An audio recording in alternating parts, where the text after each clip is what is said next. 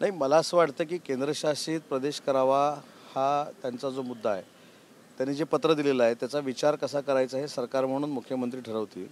परंतु कळीचा मुद्दा काय आहे?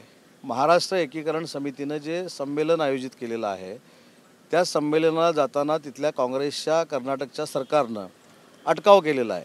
त्याच्यावर उबाठाची भूमिका काय आहे हे महत्त्वाचं आहे. केंद्रशासित प्रदेश करावा या संदर्भातलं त्यांचं जे पत्र आहे त्याचा योग्य तो निर्णय सरकार घेईल. पण या 2 दिवसामध्ये जे मराठी नेत्यांना तिकडे यायला बंदी घातलेली आहे. भारत हे लोकशाहीवर चालणारं एक देश आहे. भारतरत्न डॉक्टर बाबासाहेब आंबेडकरांचे संविधान फार मोठं आहे आणि असं असताना कर्नाटकचं सरकार या महासंमेलनामध्ये कोणी येऊ नये यासाठी हिटलरशाही करतं आहे. त्याच्यावर त्यांचं म्हणणं काय, त्याच्यावर ते काय पत्र लिहिणार आहेत का, हा महत्त्वाचा भाग आहे. ठाकरे गट आणि काँग्रेस इथं महाविकास आघाडी आहे, परंतु काँग्रेसची एक भूमिका पाहायला मिळते केरळमध्ये, त्याच काँग्रेसचीकडे वेगळी भूमिका पाहायला मिळते. कुठेतरी ताळमेळ नसल्यासारखं दिसतंय त्यांचं. नाही, परवाच्या निकालामुळं तर ताळमेळ काही राहिलेलाच नाही आहे. त्याच्यामुळे तो काय नवीन आता इश्यू राहिला नाही. त्यांच्याकडे काय ताळमेळ नाही, त्याच्यानंतर समन्वय नाही.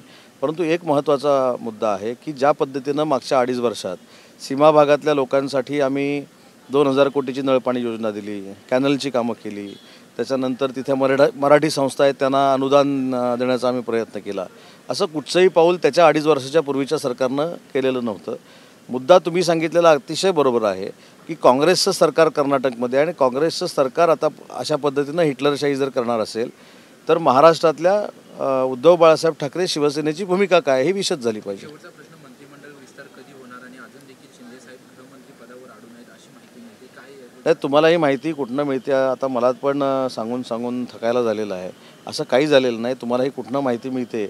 आता मी एक मुख्यमंत्र्यांकडे अर्ज दाखल करणार आहे की अशा पद्धतीनं तुमच्यापर्यंत माहिती पोहोचवणाऱ्यांवर कारवाई करा म्हणून.